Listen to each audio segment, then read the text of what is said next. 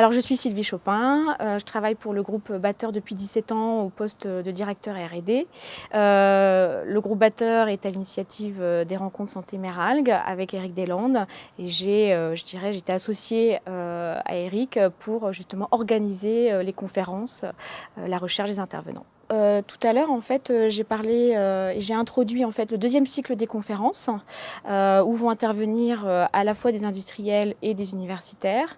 Et le but de mon introduction était de faire comprendre que dans le développement des produits à base d'ingrédients marins, il y avait un intérêt bien sûr dans la nutrition, dans la cosmétique, ce que l'on maîtrise au sein du groupe, mais qu'il y avait aussi des contraintes et c'était là-dessus qu'on voulait un petit peu faire le focus cette année. Et j'ai donc présenté les deux intervenants qui vont parler aussi, je dirais, des contraintes dans ce domaine au niveau environnemental, sécuritaire, réglementaire. Donc au niveau des contraintes, je dirais qui sont associées au développement et à l'utilisation des produits marins dans les produits de santé, elles sont surtout liées en fait à l'environnement, puisque c'est des molécules ou des produits qui vont être dans l'environnement ambiant.